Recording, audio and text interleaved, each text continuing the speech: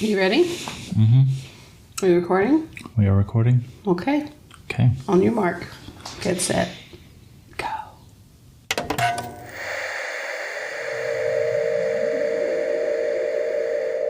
And I made him watch. Intermissions.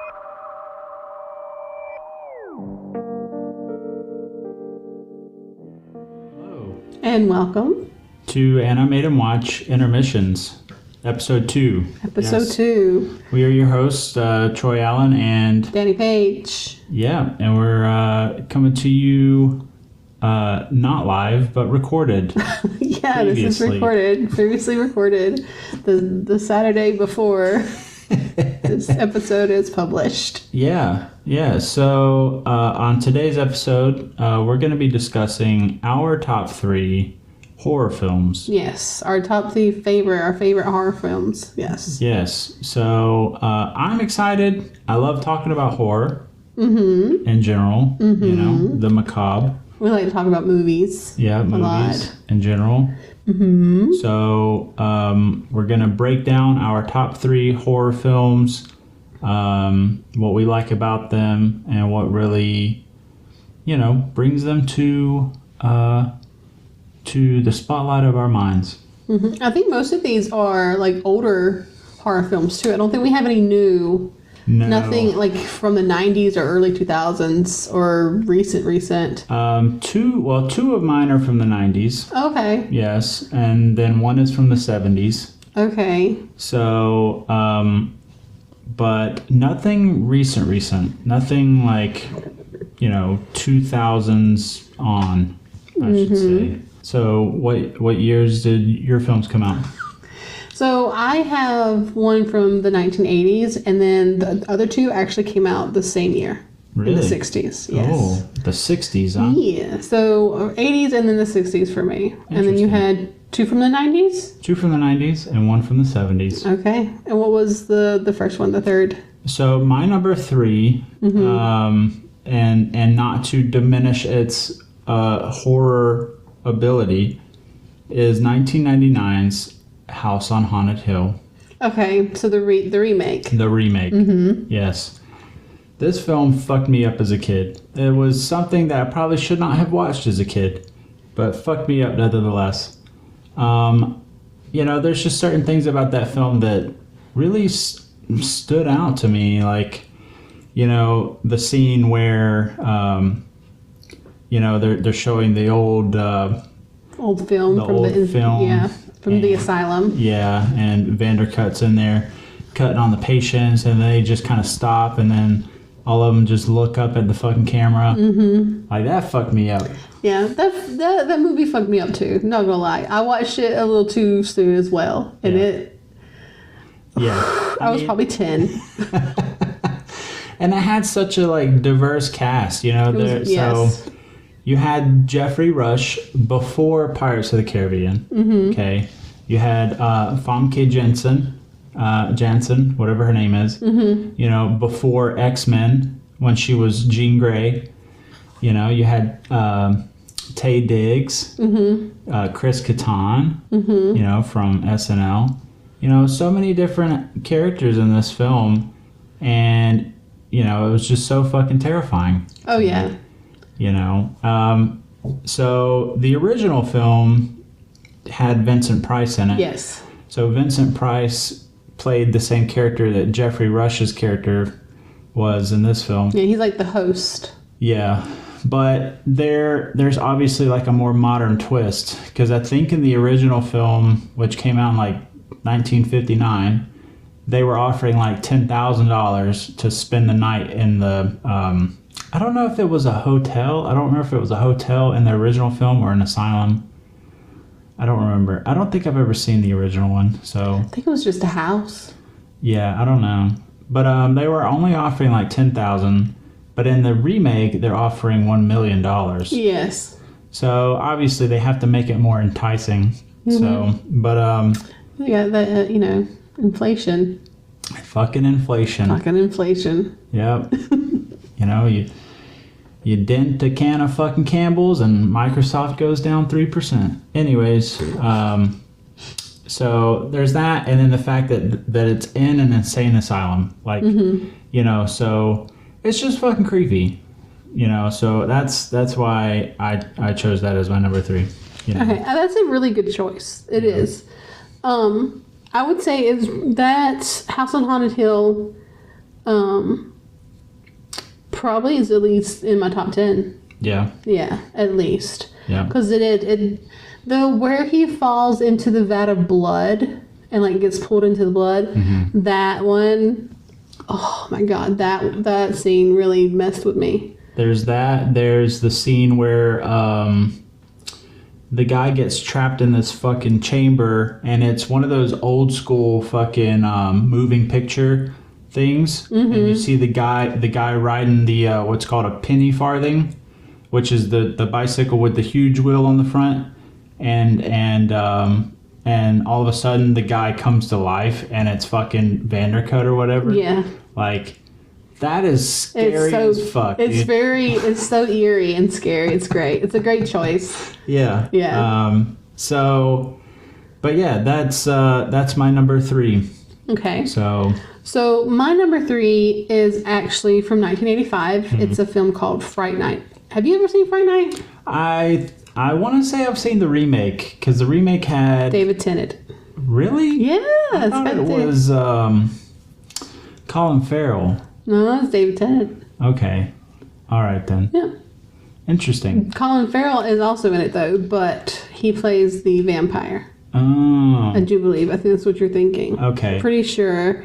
But Fright Night is it's a very classic 80s horror movie.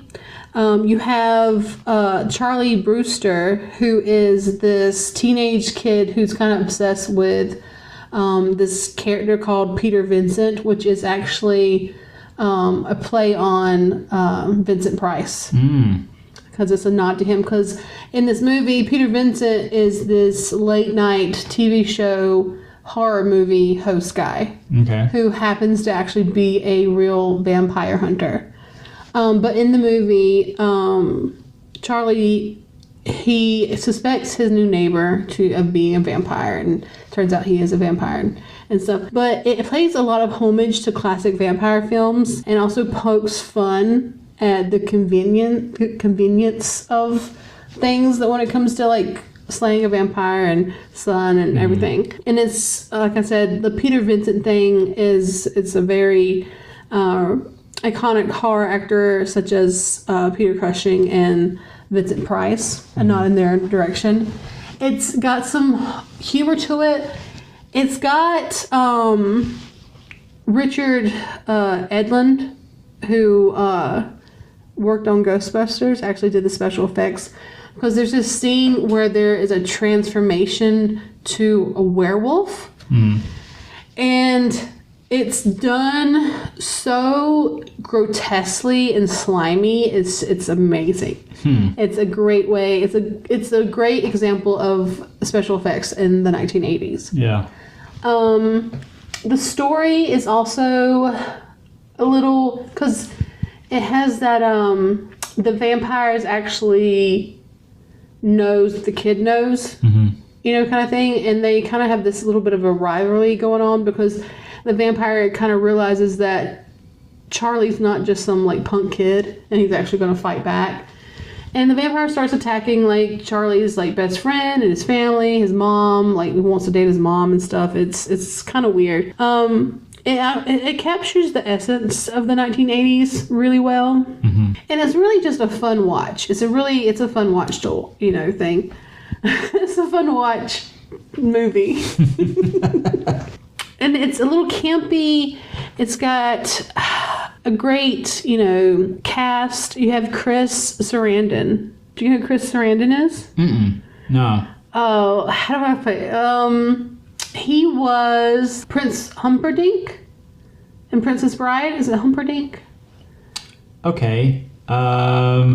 That if you looked seems at familiar. him, if you saw him, if you Google searched him right now and you saw a picture of him, you would know who he is. He actually was married to Susan Sarandon. But he's a great vampire, and he is aged really well. He's a heartthrob. It's very nice. He pulled off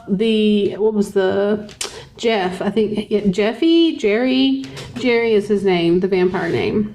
Yes, the character's name. Okay. And he played it very, very well. And yeah, it's a good feeling movie for me. It's a comfort movie, definitely, even though it's a horror movie. I see. Yeah.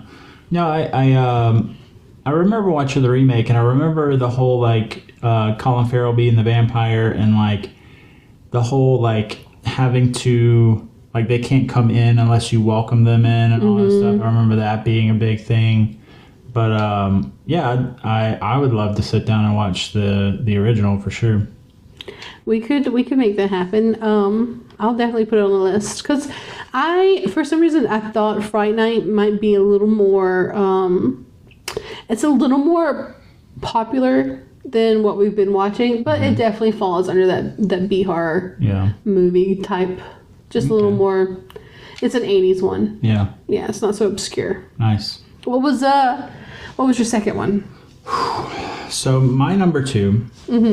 My number two is a film that I would say I would venture to say shocked the nation when it came out. Yes. Really. And I feel like our listeners are gonna be stunned. Okay. My number two is 1992's Candyman. Oh, okay. Yeah. Starring the legendary Tony Todd as the titular Candyman. And being supported by the great Virginia Madsen. Okay. Yes. So, those of you that haven't seen the movie, it's about a Chicago graduate student who is researching urban legends. And she stumbles upon the urban legend of Candyman, who is centered around the Cabrini Green, projects in Chicago. And she winds up summoning him by saying Candyman in the mirror 5 times, which I think is the part that everybody can relate to.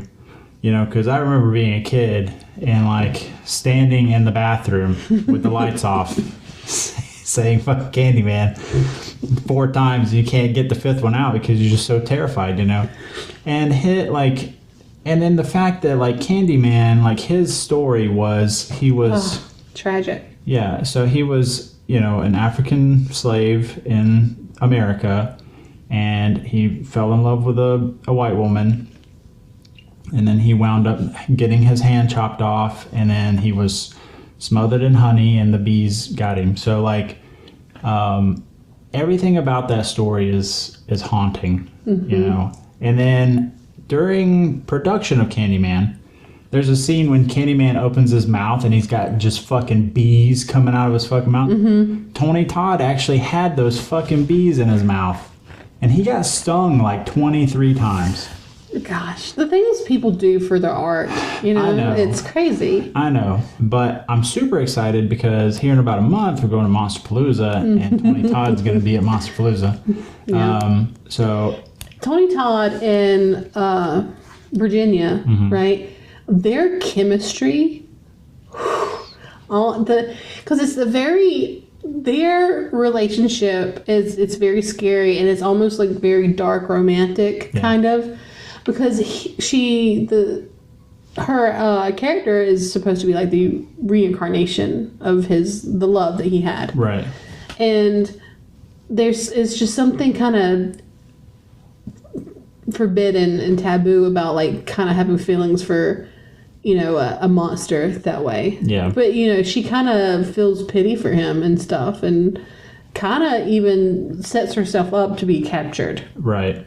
But I honestly feel like Candyman was such a good movie for its time because it delved so much into race and class, especially dealing with the tenets of Cabrini Green, and you see a lot of the culture and stuff in those shots, and and all that. And then it does a really good job of blurring the lines between supernatural and reality, because she's, at some points, she's just going fucking batshit crazy. She doesn't know what's real and what's not. Yeah. You know? It's a psychological, like, roller coaster, definitely. Yeah. So, great pick. But yeah, Candyman, if you haven't seen it, You have to see it. I don't know what rock you've been living under, but get off your ass, go see it.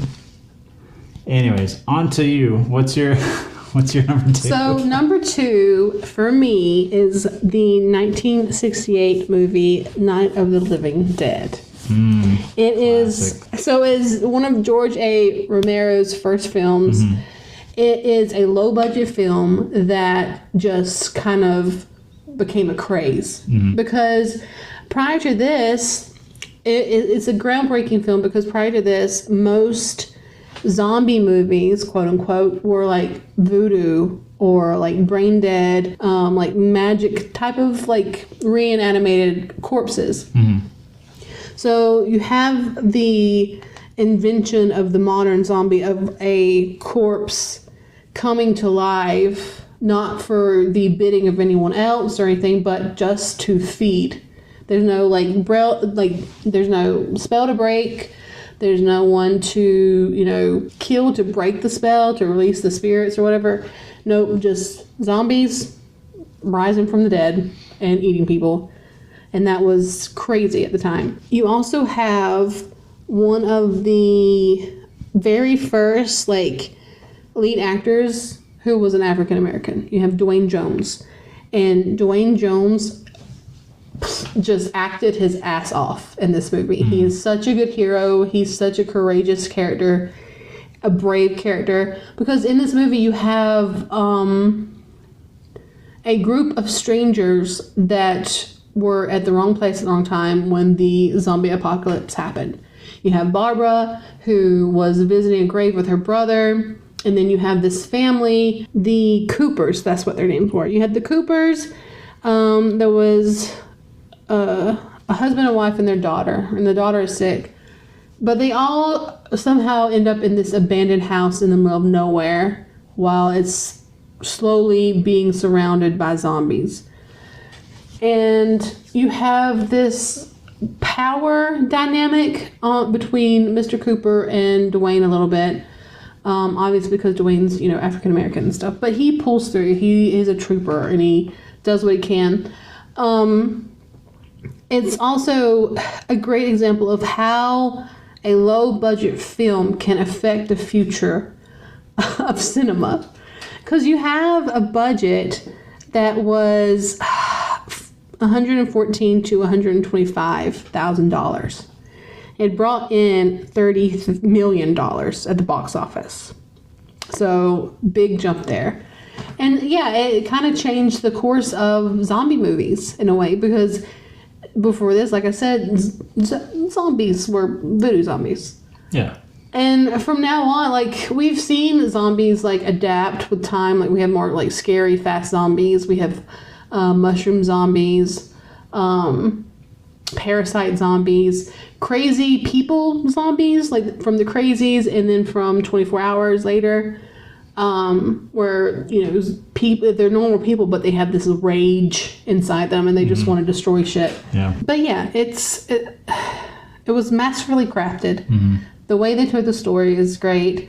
I remember I was in middle school at a sleepover when I first watched this movie, and it creeped me out a lot. And at first, I didn't really. It was black and white, so I was like, "Oh, what is this old shit?" But after sitting down and watching it, I was like, "Oh, this is something that sparks something inside me." So you could probably blame Night of the Living Dead on my obsession with horror movies and zombies, because I love a good zombie movie, absolutely. Yeah, it's not often that you see films that have essentially spurred an entire genre. You look at The Walking Dead, for example. We wouldn't have The Walking Dead were it not for George Romero's Night of the Living Dead. But it kind of harkens back to the old silent films of like Nosferatu, F.W. Murnau's Nosferatu, which was an unauthorized retelling of Bram Stoker's Dracula. Yes. But it essentially spurred the vampire horror, Mm-hmm. And then the Night of the Living Dead spurred even more films like Lucio Fulci. Honestly, Fulci is like a watered down version of Shawshank. But like Zombie 2, Mm-hmm. Zombie 2 is allegedly a spiritual successor of Night of the Living Dead. Like it was meant to be a sequel. Yeah. So I can see us watching that film obviously in the future. I mean, when we're ready to dive back into Fulci, he has plenty of movies for us to watch. Yeah. I'm not sure when we're going to actually dive back into Fulci because you have to kind of prepare your mind, soul, and body. Yeah, Fulci's a hard pill to swallow sometimes. Sometimes, yeah. So, we are down to number 1. Yes, the countdown is finally over. So before I break into our number 1, don't forget to, follow if you enjoy what you've heard so far. Make sure you're following us on Facebook, Instagram, Twitter, Spotify, YouTube, wherever you get your podcasts. And as always, stay spooky. So my number 1... My number 1 holds a special place in my heart. And to be honest, I'm not entirely sure why. Like, I don't really remember the first time I watched this film. I just remember that it scared the bejesus out of me. Okay. It's directed by the great John Carpenter. Mm-hmm. And it tells the story of a man who may or may not be supernatural. We're not entirely sure. Anyways, the film I'm referring to is 1978's Halloween, of course. Yes, of course. And if you haven't seen that film... Who are you? Why are you here? I don't know why you're in the wrong neighborhood. But essentially, it's about a man by the name of Michael Myers. When he was 6, he killed his sister Judith. He went to an insane asylum. He broke out, and he's chasing down his sister Laurie Strode, played by the great Jamie Lee Curtis. Yep. Matter of fact, it's Jamie Lee Curtis's feature film debut. Yeah. In Halloween. And the only reason she got the part was because her mother played Marion Crane in 1960 Psycho, directed by Alfred Hitchcock. So, anyways, Michael's tracking down Laurie Strode, and he's also being hunted down by his psychiatrist, Dr. Loomis. So, anyways, the film is just renowned for its great cinematography. There's like, if you tell anybody about Halloween, they're instantly drawn to like that famous shot of him like standing half obscured by the hedge as Laurie and her friend are walking down the street. The opening of the film is all from Michael's perspective, first person view. And it does a great job of drawing you in to that narrative. There's also the cultural impact of his portrayal of that relentless killer Michael. He's credited as the Shape in the first film.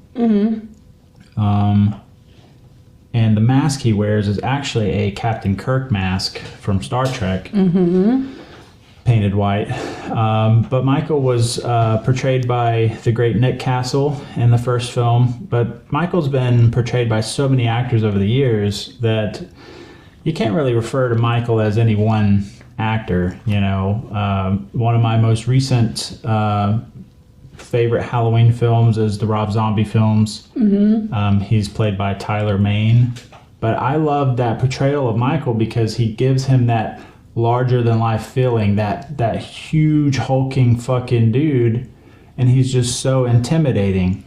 Like, I think of Michael Myers in Halloween H2O when Jamie Lee Curtis's character is trying to, like, you know, find Michael, and the camera pans up and you see Michael just lowering himself down from the ceiling with one hand. Yes. And a fucking axe in the other. Like, that is a supernatural level of strength that you have to do that, you know. And then to top everything off, like... It's kind of hot. Sorry. Sorry. But to top everything off, you know, the film is scored with this just, like, minimalist, you know, score. You know, the theme song. But yeah, Halloween, great film. That's my. It's a good pick. I mean, it's expected from you. I don't know how much you love Halloween. Yeah. Yeah. Halloween is the best. It's the best. Yep. So, what's your number one, huh? Yeah. We're all waiting to hear. Thanks for remembering that I have one too. So for number one, for mine, is another film from 1968. Imagine this. You're newlyweds. You're looking for a new apartment with your husband who is, you know, kind of taken off on Broadway. You know, they're a stage actor and they may be in some commercials and stuff, and you find the perfect apartment. And you guys move in, neighbors are nice, you know, and guess what? You get knocked up. But also, guess what? It's the spawn of Satan. Oh. It's Rosemary's Baby. Hey. Rosemary's Baby is by far not only one of my favorite horror films, but one of my favorite films of all time. It's a film that it puts the, like, it's scary. Like, pregnancy is wild in general. Pregnancy is terrifying. Pregnancy is terrifying. I've never been pregnant. But I've never been pregnant either, but it sounds terrifying. It sounds painful.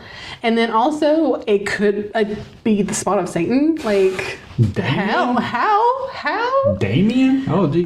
Anyway. So, you have Mia Farrow. You just... beautiful Mia Farrow, tiny little petite woman, going, like, thinking she's, like, losing her mind because of pregnancy, which apparently, like, having, like, psychological breaks and stuff could be like a pregnancy thing.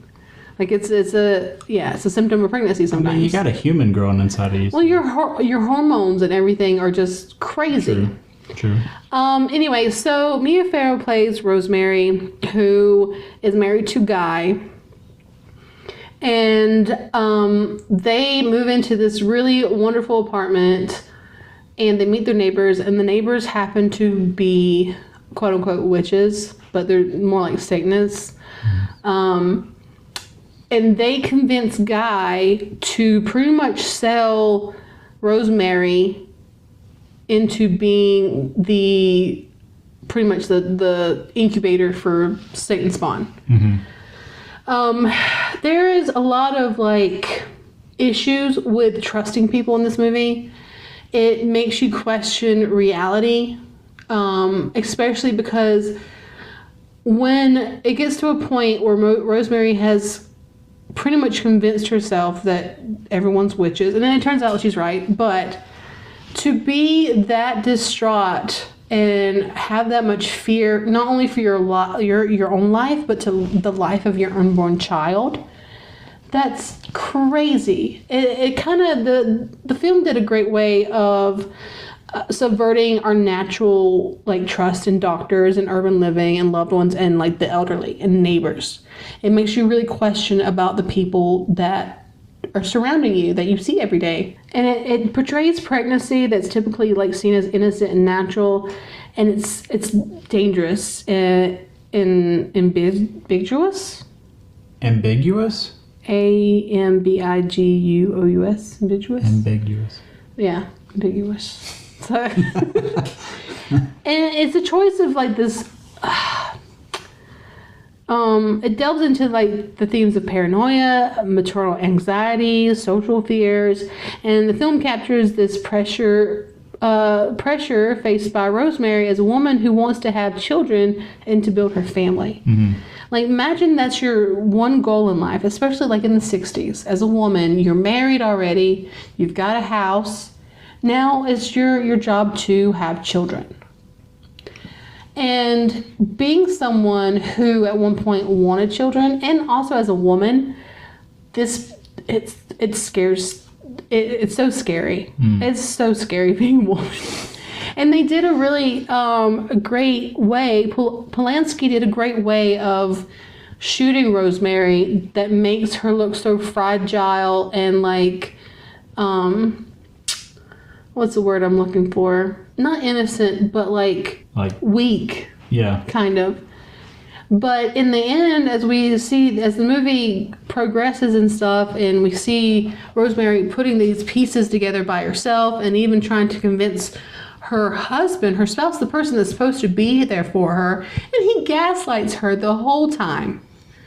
Gaslights her the whole movie. He's an asshole. And then you get to the point where she has that mental break and she tries to find a way out. She even goes as far as going to a different doctor than she is. And she trusts this doctor, and he betrays her and calls her husband. Could you imagine? That's probably something that would happen nowadays. It's a really big lesson to women and who to trust, and how easily women can be manipulated and just kind of thrown to the wolves. Right. Yeah. Anyway,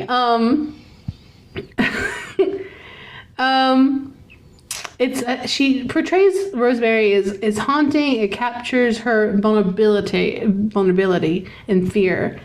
So you have where she breaks down and she's betrayed by this doctor and is sent back to her husband, and it's a struggle all the way into the building. It's such a struggle until eventually Rosemary goes into labor and she is sedated, and when she wakes up, she's told that her baby didn't survive. But Rosemary is a real one, and Rosemary is smart, and she ends up they've been sedating her over and over again, but they're still collecting her milk, and she's like wondering why they're collecting milk, and it turns out she's putting two to two together that her baby's still alive.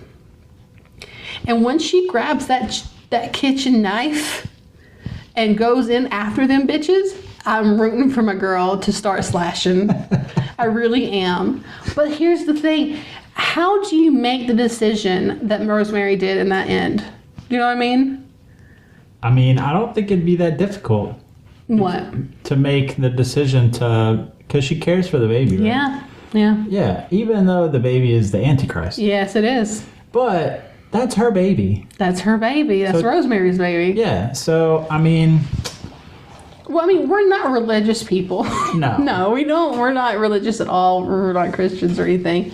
So, the idea of, me giving birth, being, forced to give birth or whatever, and then me, waking up and finding out that it's, quote-unquote, Satan's baby, I still probably would care for the baby too. I think that maternal instincts took over really quick for her. I think that'd be a very interesting sitcom.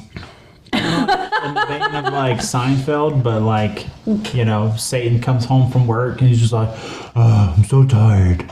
And then just got these kids. Spawn of Satan comes up and like, Daddy, Daddy. And he's like, shut the fuck up. Wow. And it got dark, didn't it? That got really dark. It's Satan. Anyways, so yeah, Rosemary's Baby, just #1 movie. There's so much. I could do a whole episode of Rosemary's Baby, honestly. And some could say that the film itself was kind of cursed because... Oh, goodness. It's got darkness to it, definitely. Yeah, I mean... Roman Polanski's life just crumbled. Yes, Roman Polanski, the director, a year later... lost his wife. An unborn child. Yes, to the Manson family. Not to get too true crimey. Yeah, we don't do true crime here. No, we don't. Anyways, it's a tragedy and it happened. Yes, But So- yes. But that's what happened, and we're sticking to it. Yeah. Anyways, So that was my number one. Our top 3 each horror movies. I feel like all 6 films were very good choices. Oh, they're really great choices. Yeah. Maybe we should do something where we actually talk about newer horror that we liked. Like, I would love to go over like Jordan Peele's Yeah. the horror franchise. You got like Us, Get Out. Mm-hmm. What is Nope. Nope was so good. Nope was really good. I want to say didn't he do the Candyman remake? I think so. Yeah, I haven't watched the Candyman remake. We gotta do that. And then he's doing another film soon. I can't remember what it is. The one film that I'm looking forward to the most this year, 2024, is Robert Eggers' Nosferatu.